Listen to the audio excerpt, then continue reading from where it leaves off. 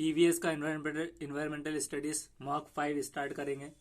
First question है इसमें, first pashmina shawl is a warm as dash normal sweater and dash hairs are taken to weave a plain pashmina a shawl. तो यहाँ पर 6 250 है, 6 पहले लेना है फिर 250 के हिसाब से। नेक्स्ट करेंगे,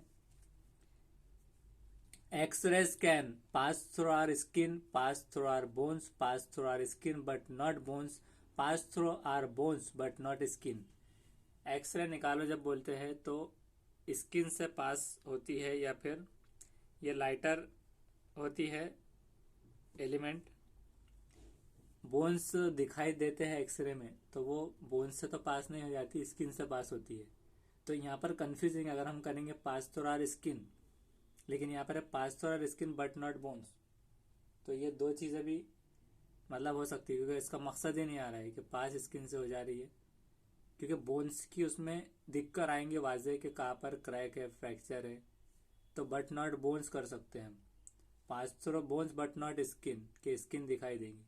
तो स्किन के अंदर बोन्स देखना एक्चुअल उसका रहता है, तो ये भी हो सकता है।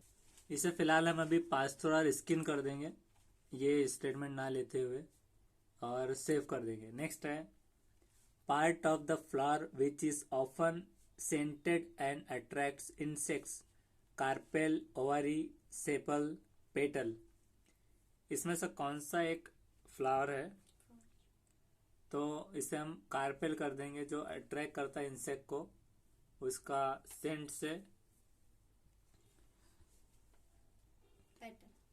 तो इसे पेटल कर देते हैं, जो कि पत्तियां होंगी उससे वो अट्रैक्ट होगा, तो इसे पेटल कर देंगे। नेक्स्ट है, सेव करेंगे इसे। The word ecology was coined by dash in years 1866। Ecology का जो वर्ड है वो किसने किया था? अर्नस्ट हैकल ने किया था, अर्नस्ट हैकल। तो यहाँ पर हम सेकंड कर देते हैं इकोलॉजी का। नेक्स्ट है, which countries does India border? Bangladesh, Bhutan, China, Burma, Vietnam, Laos, Cambodia, Azerbaijan, Russia, China, North Korea, Estonia, Finland, ग्योरिया। Bangladesh, Bhutan, China, Burma, Nepal, Pakistan, none of this. तो इंडिया बॉर्डर किसको लगते हैं? तो बांग्लादेश लगता है, भूटान, चाइना, बर्मा, नेपाल और पाकिस्तान ये रखते हैं। तो वो हिसाब से हम नेबरिंग कंट्रीज जो है वो ले लेते हैं। मालदीव्स भी जिसमें शामिल है, म्यांमार है, श्रीलंका, ये सब है। तो हम इसे थर्ड कर देते हैं इंडिया बॉर्डर की। इसे करेंगे सेव। सेव करके अगला देखेंगे question. A train started from Gandhian on 16 July 2014 at 5:15 hour and reached Nagarcoil in 18 July 2014 and 4:45 hours. The distance covered by the train is 2,649 km. The average speed of the train in kilometer is nearly 54, 57, 56, 55। तो आपको exam में ये भी देखना है कि इसमें से कोई टाइमिंग चेंज तो नहीं हो रही है, कोई 25 हो सकता है कुछ वो, तो ये देखना ज़रूरी रहेगा। ये क्वेश्चन आया था सीटेट सितंबर 2014 में। ऐसे 2 क्वेश्चन आते हैं, इसके अंदर एक में 1000 वाली आती है जिसका आंसर 54 आता है, तो आप कंफ्यूज हो सकते हैं। नगर कोयल वही रहेगा, सिर्फ ये चेंज हो सकते हैं। तो इसका 56 है आंसर, 56। नेक्स्ट करेंगे, lesson plan is outline of the important points of a lesson arranged in order in which they are to be presented to the student by the teacher. This definition of International Dictionary of Student Education, Leicester stands V. W. M. Ranburn, Bining and Bining। तो यह है according to international dictionary of education, lesson plan is outline of important points of lesson arrange in order to in which they are to be presented to the student by the teacher, international dictionary of education, IDE। ये याद रखना है, कोई scientist नहीं है, international dictionary of education में। Next है, The animals which live mainly on trees are called aerial animals, aquatic animals, arboreal animals, amphibious animals.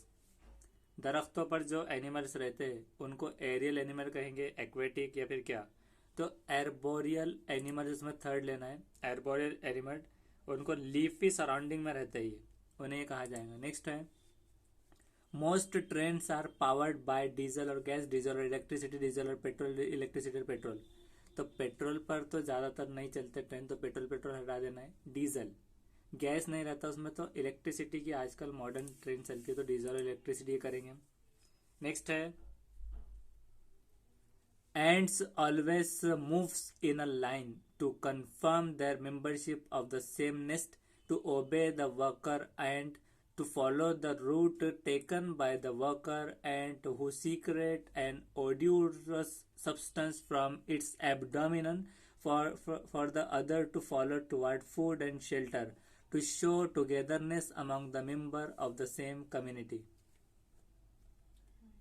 तो जो चींटियाँ होती है, तो ये चींटियाँ एक लाइन में चलती है, क्यों कि कंफर्म करने उनकी मेंबरशिप सेम नेस्ट के एक जगह पे जा रहे, एक जमात बंदी ग्रुप, हमारा अलग कबीला है उसके लिए। या फिर to obey the worker and, जो चींटी जो वर्कर एंड है उसको फॉलो करके चलने के लिए, उसकी इत्तेबा और इताअत के लिए। या फिर to follow the root taken by the worker and who secretes an odorous substance from its abdomen to for others to follow towards food and shelter। कि कहीं पर शक्कर की कोई चीज़ खाकर आप गिरा देते हैं, आपने टिक्किया पाव मतलब जो भी चीज़ें, तो उसकी स्मेल से क्या होता है, सपोज एक कि वहाँ पर से जो एंड्स है उन्हें खुशबू आती है, तो वो चुटकियों में वहाँ पर पहुँचते हैं। तो रूट टेकन बाय वर्कर, तो एक वर्कर एंट होती है जो सीक्रेट करती है, उसकी एक ऑडियोरस सब्सटेंस होता है उसके एब्डोमेन में, जिसको फॉलो करके फूड या फिर रहने की जगह दोनों में से एक जगह पर वो उसे ले जाते हैं, जैसे शक्कर का टुकड़ा लेकर या फिर जो भी, और वहाँ से वो सब उसको फॉलो करते हैं। तो ये हम थर्ड करेंगे। To follow togetherness among the member of the same community, के यूनिटी बताने, सेम कबीला बताने, वो नहीं है, तो थर्ड हम इसे कर देते हैं फिलहाल। नेक्स्ट करेंगे safe. Our body stores fat as a source of protein, energy, starch, mineral. तो फैट घी शक्कर खा के एनर्जी मतलब फैट जमा होगा, और फैट जो है तो जब आप भूखे रहेंगे, ज़्यादा आपको काम की ज़रूरत पड़ेगी, तो वो ब्रेक डाउन होगा फैट, और एनर्जी में इंस्टेंट एनर्जी आपको प्रोवाइड करेगा। सेव करेंगे। Milk is a good source of vitamin, zinc, potassium, both A and B. Milk किसका सोर्स है? अब ये यहाँ पर नई चीज़ दिख रही है, आप समझ सही सिर्फ यही सोचा होगा कि कैल्शियम और मतलब विटामिन डी ये होता है, तो वो हिसाब से आपने सोचा होगा। तो इसमें क्या है, कैल्शियम है, पोटेशियम या जिंक। तो मिल्क सोर्स ऑफ कैल्शियम है, मैग्नीशियम भी उसमें होता है, फॉस्फोरस होता है, पोटेशियम होता है, सेलेनियम होता है और जिंक होता है। तो क्योंकि जिंक आ गया, और बहुत सारे मिनरल्स होते हैं उसके अंदर। तो जिंक तो है। विटामिन में कंफ्यूजन है क्योंकि कैल्शियम इज डिफरेंट और विटामिन डी अलग होता है। कैल्शियम को एब्जॉर्ब करने विटामिन डी होता है। अगर कोई कैल्शियम की गोलियां खाता है तो वो डिजॉल्व नहीं होते, तो उसको डिजॉल्व होने विटामिन डी लगता है। सिर्फ कैल्शियम खाकर भी किडनी स्टोन्स हो सकते हैं, तो उसको विटामिन डी लगता है। तो मिल्क में कैल्शियम होता है, मैग्नीशियम, विटामिन डी का जिक्र नहीं है, तो हम इसे नॉट सोर्स ऑफ विटामिन करते हुए एक हिसाब से इसकी हम थोड़ी स्टडी करना है। और स्टडी के मुताबिक यह समझ में आता है कि न्यूट्रिएंट जो होते हैं मिल्क में और मिल्क प्रोडक्ट में एक बैलेंस होता है प्रोटीन, फैट और कार्बोहाइड्रेट का, बहुत ज़रूरी होता है जो न्यूट्रिएंट में, जिसमें आता है कैल्शियम, राइबोफ्लेविन, फॉस्फोरस और विटामिन ए होता है, नॉट विटामिन डी। आप सिर्फ दूध पियेंगे कैल्शियम मिलेगा, लेकिन विटामिन डी नहीं मिलेगा आपको उसमें। वो सूरज की रोशनी में होता है, दही में होता है, या फिर अलग से आप कुछ टैबलेट्स ले सकते हैं उसके, विटामिन D3 के जो कैप्सूल्स आते हैं मेडिकल पर, तो विटामिन ए और B12 उसके अंदर होता है, डी नहीं होता। पोटेशियम, मैग्नीशियम और जिंक होता है और आयोडीन होता है। तो हम वो हिसाब से जिंक एंड विटामिन ए के हिसाब से बोथ ए एंड बी कर देते हैं फिलहाल। अब इसमें पोटेशियम भी बता रहा है तो ये थोड़ा कंफ्यूजिंग है, बाद में हम इसका आंसर देखेंगे कि क्या हो सकता है, क्योंकि ऑल ऑफ दिस नहीं है। तो इसे आगे देखेंगे हम, फिर भी इसे बोथ एंड बी कर देते हैं फिलहाल, ये श्योर नहीं फिर भी। Which of the following does not belong to the group form by the other trees. इसमें से कौन सा बिलोंग नहीं होता ग्रुप जो अदर ट्रीज से होता है?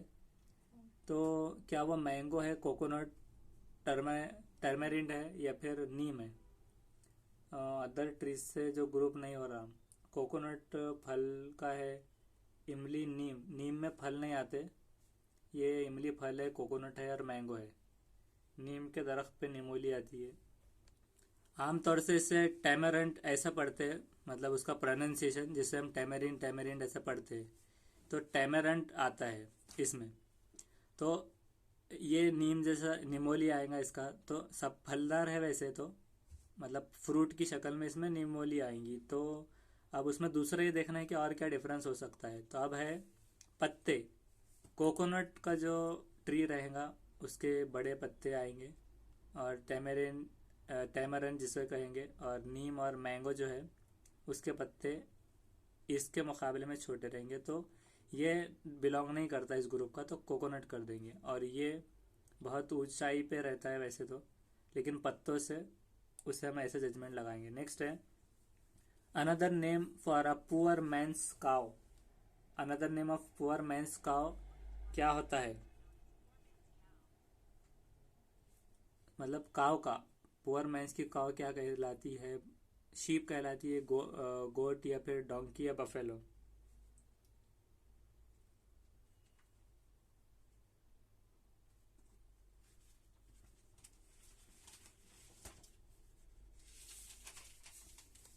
और इसमें जो बफेलो हम पढ़ते आते हैं हमेशा से पहले से, तो ये बफेलो नहीं होता, बफलो होता है इसका प्रोनाउंसिएशन। तो आप कोई भी वर्ड लिखकर आप उसको गूगल में प्रोनाउंसिएशन लिखिए तो उसको सही से आप प्रोनाउंस कर सकते हैं। गलत चीज़ जैसा रेज्यूम है, सब रेज्यूम कहते हैं, रेज्यूमे होता है वो, ये बफलो है। तो ये करेक्ट इंग्लिश भी आप सीख सकते हैं, क्योंकि आप एज अ टीचर अप्लाई करने वाले होते हैं, तो आपका प्रोनाउंसिएशन वहाँ पर कंसिडर हो सकता है। जिसके ABCD में पहले यम यन यस पढ़ते थे, MNS अभी पढ़ते हैं। तो सब ज़रूरी नहीं कि जो आप सुनते आए वो सही हो, तो ये चेक करते रहना है आपको। तो another name of poor man की काव, जैसा आपने सुना होगा कि गरीब आदमी का फल क्या है, उसका जवाब क्या है? गरीब आदमी का फल उसका होता है टमाटो। मतलब टमाटा जो है, टमाटा गरीब आदमी का फल होता है। मतलब अगर उसको खाना रहा, सेब, एप्पल वगैरह, उसके बराबर ही रहती है, क्योंकि उसके पास पैसे नहीं रहते। और एक अमीर आदमी की काव तो काव ही होगी, लेकिन गरीब आदमी की काव को कहेंगे गोट, क्योंकि उसके पास उतने पैसे नहीं रहेंगे। शीप महंगी आती है। डोंकी जो है, गधा, वो भी समझो माल ले जाने काम में आएगा। और ये बफलो जो है, ये भैंस, तो ये इसके जो रेट है, प्राइजेस और जो उन्हें संभालना, तो उसके मुकाबले में गरीब आदमी की काव, गाय होती है, उसकी गोट, उसकी बकरी या उसका बकरा। गोट और दोनों के वैसे नाम अलग आते हैं, लेकिन एक समझने के हिसाब से बताया जा रहा है। बछड़े का नाम अलग आता है, बकरी का अलग, और बकरा, गोट, इस तरह। तो इसकी काव कहलाई जाएगी गरीब आदमी की। इसे सेव करके नेक्स्ट क्वेश्चन करेंगे। Which of the following comes under reproductive phase of plants? Formation of seeds, maturity, growth and development, formation of roots and stems. के क्या आएगा रिप्रोडक्टिव फेज में प्लांट्स के? तो प्लांट के रिप्रोडक्शन में फ्लावर्स जो रहेंगे, क्योंकि ये टर्म प्रोडक्ट, मतलब एक होता है प्रोडक्ट, कोई चीज़ मतलब प्रोडक्ट, और रिप्रोडक्ट उसको डबल बनना मतलब जनरेशन।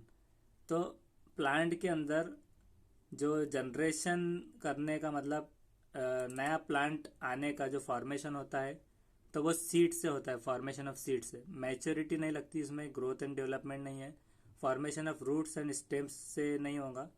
रूट से जैसा कलम जो निकालते हैं, स्टेम से उसे उगाते हैं, कुछ चीज़ों में आता है वो, लेकिन प्लांट्स में सारे प्लांट्स का कलम से नहीं आएगा, तो उसका सीड होगा, सीड से वो रिप्रोडक्टिव सिस्टम उनका चलेगा। तो हम इसे रूट्स, स्टेम्स, लीव्स भी, बर्ड्स भी आता है वैसे तो, जैसे कि नई कलम लगाते हैं हम, लेकिन अब इसमें थोड़ा कंफ्यूजिंग है कि इसके अंदर अलग अलग रख दिया गया है कि formation of seeds, formation of roots and stem. लेकिन formation of root and stems मतलब इसमें कलम कलम जो लगाते हैं उसकी एक नया नाम आता है, मतलब उसको आप जैसे कि अभी याद नहीं आ रहा है हो, उसको एक नाउन अलग दिया होता है कि वो जो प्रोसेस होता है। तो फॉर्मेशन ऑफ सीड ये सीधा सीधा प्रोसेस है प्लांट्स के अंदर, तो इसे हम करेंगे फॉर्मेशन ऑफ सीड। नेक्स्ट है viviparous animal produce eggs inside their body, give birth to young ones, lay eggs, lives in water. तो वाइवापोरस जो एनिमल होंगे, तो क्या वो प्रोड्यूस करते हैं अंडे उनके बॉडी में, क्या ले एग्स, अंडे होते हैं, या give birth to young ones, birth देते हैं, कि वाटर में रहते हैं। तो ये ओविपेरस एनिमल में ऑफस्प्रिंग होते हैं इसके अंदर। तो laying eggs animal bear young in the stage of development. Laying eggs ये कर देते अभी फिलहाल। नेक्स्ट है we eat the stem of beetroot and potato, ginger and carrot, radish and turnip, sugar cane. तो हम किसका स्टेम खाते हैं? बीटरूट और पोटैटो का नहीं खाते, जिंजर और कैरोट का नहीं। तो यहाँ पर हम करेंगे, तो हम शुगर केन करेंगे, गन्ना जो है तो स्टेम से खाते हैं हम। नेक्स्ट है the product of science is indicated by the scientific method of inquiry, accumulated and systematized body of knowledge, the scientific attitude, gathering of data. Product science का इंडिकेट क्या करता है? साइंस एक बॉडी ऑफ नॉलेज है जो obtain होती है method से, ऑब्जर्वेशन से। तो साइंटिफिक मेथड इसमें साइंटिफिक एटीट्यूड है या डेटा को गैदर करना।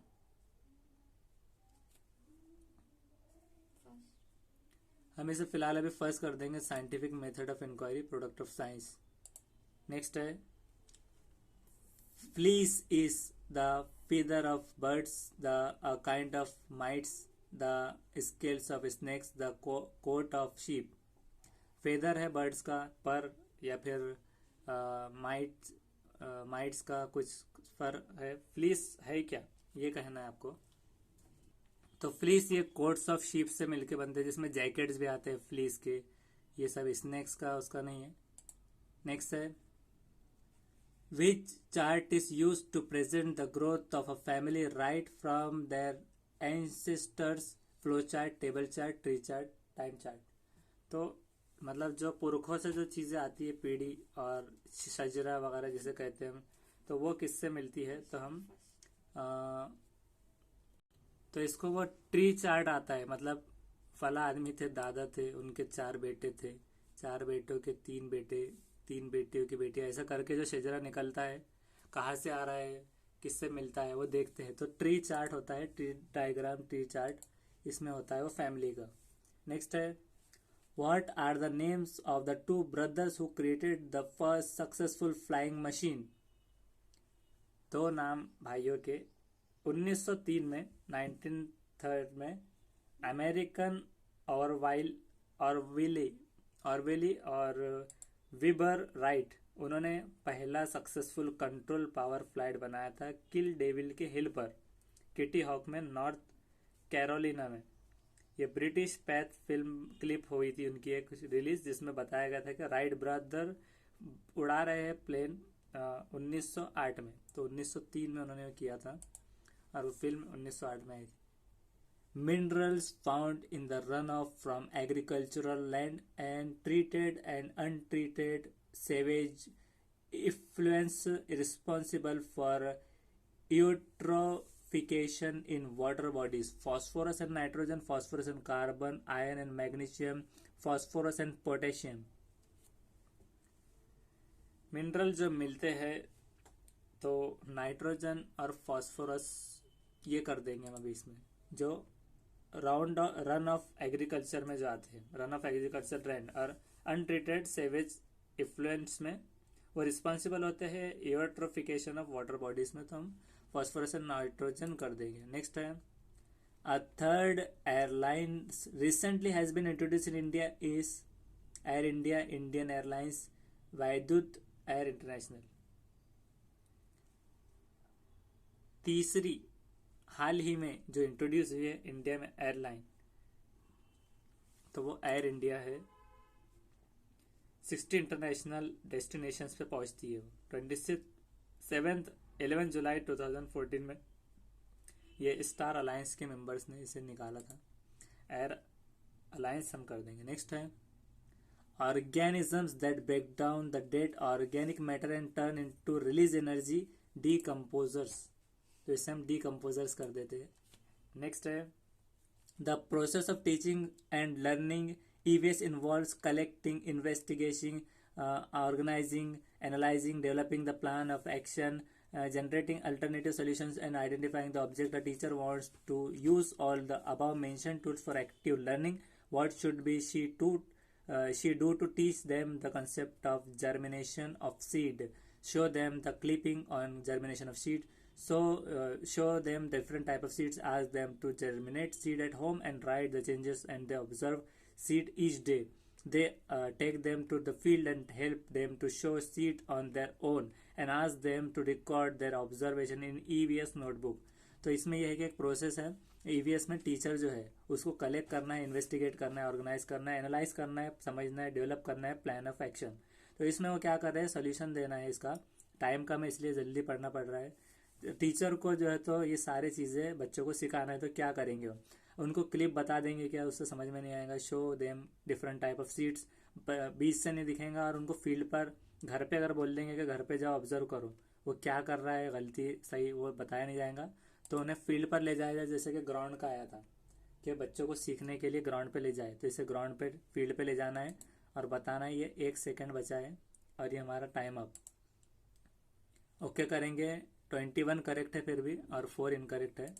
तो अब हम यहाँ पर से आगे बढ़ेंगे। हमारा जो क्वेश्चन था उसका आंसर ये सही निकला है, फील्ड पर ले जाना, चाहे वो स्पोर्ट्स में हो या चाहे वो EVS का एग्रीकल्चर में हो, दोनों को फील्ड याद रखना है, क्योंकि घर पर से वो नहीं आएगा, फील्ड पर उन्हें उनके प्रैक्टिकल के ऑब्जर्वेशन में आएगा और कुछ चीज़ें समझाने में आएगी। नेक्स्ट है cohabitation is a family structure where.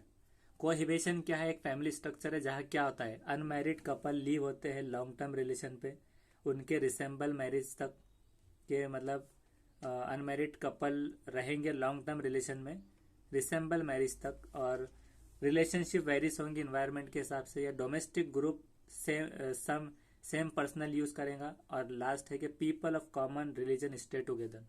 तो जहाँ पर अलग अलग कॉमन रिलीजन के, मतलब एक समाज के लोग जहाँ पर एक साथ रहेंगे उसे करेंगे cohabitation is a family structure. Cohabitation is a family structure where people of common religion stay together. Next है 27th, the best way to assess a child at primary level is to, portfolio के जरिए उससे assess किया जा सकता है, जांच ली जा सकती है। पीरियडिक टेस्ट नहीं है, होम असाइनमेंट नहीं है, समेटिव असाइनमेंट नहीं है, पोर्टफोलियो के मदद से उनको असेसमेंट किया जा सकता है प्राइमरी लेवल पर। Next 28, the concept of seed germination can be taught based by. Seed germination का कंसेप्ट कैसे सिखाया जा सकता है अच्छे तरीके से, कि आज करना स्टूडेंट को परफॉर्म करना activities to sow seeds, observe करना डिफरेंट स्टेजेस और ड्रॉ करना। अब यहाँ पर फील्ड नहीं है लेकिन वही चीज़ आ रही है कि परफॉर्म करना एक्टिविटी, सो शीट बीज उगाकर और स्टेजेस को ड्रॉ करना। Show photograph of seed germination नहीं है। Present germination stage through drawing नहीं है। How germinated seed to class explaining the process of germination, ये थेरी स्टोरी टेलिंग हो जाएगा ये, तो ये नहीं है, उनको परफॉर्म करने लगाना एक्टिविटी। नेक्स्ट है 29, while discussing friction a teacher gave a number of examples to explain the concept. Some of the examples where friction is useful in our day-to-day life as quoted by the teacher are given below. We are able to write because the friction between the tip of the pen and the paper। तो ये friction यानी कि रगड़। तो रगड़ जो है ये टिप ऑफ पेन और पेपर से होती है। We are able to walk because of friction. हम रगड़ की मदद से चलते हैं क्योंकि हमारे ज़मीन से पैर लगते हैं। A ball thrown vertically upward come backs to us due to friction. Ball फेंका गया ऊपर की तरफ ढलान पर और वहाँ से चढ़ाव से ढलान से आ गया नीचे क्योंकि फ्रिक्शन था उसमें, रगड़ की ताकत। We are able to stop a moving vehicle by applying brakes because of friction. कि फ्रिक्शन की ही हेल्प से हम ब्रेक जब लगा रहे हैं तो स्टॉप करते हैं हम एक चलती हुई हमारी गाड़ी को। तो इसमें से क्या क्या चीज़ें हैं, तो लगभग सही है। हमें सिर्फ ये देखना है कि कुछ क्वेश्चन यूजफुल है तो एक नहीं है, तो यहाँ पर तीन तीन दिए हुए, फोर्थ, वन एंड सेकेंड। तो यहाँ पर से फोर्थ है कि हम स्टॉप करते हैं मूविंग व्हीकल को फ्रिक्शन से।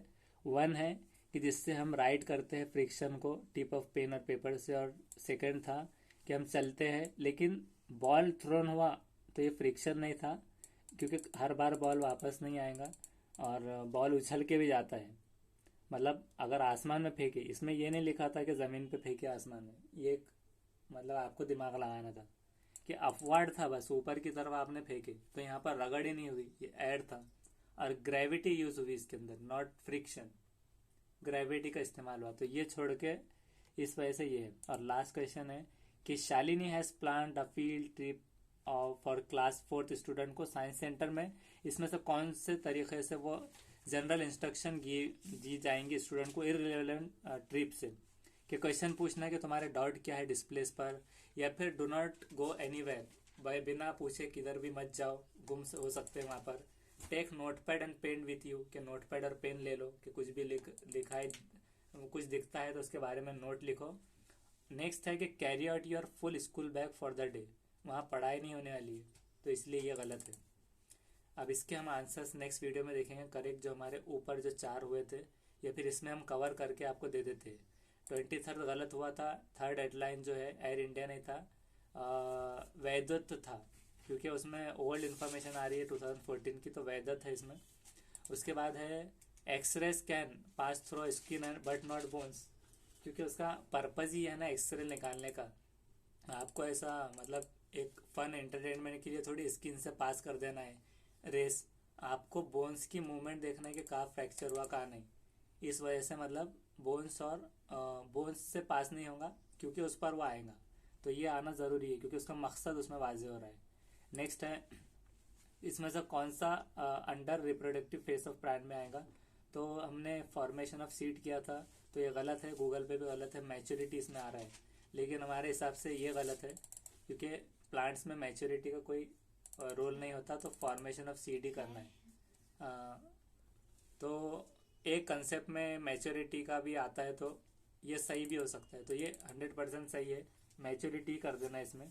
उसके बाद है 6th वाइवापोरस एनिमल क्या होते हैं, तो हमने किया था ले एक्स, तो give birth to young ones होते हैं ये, जिसमें वाइवापोरस नेक्स्ट वीडियो में नेक्स्ट सेशन देखेंगे।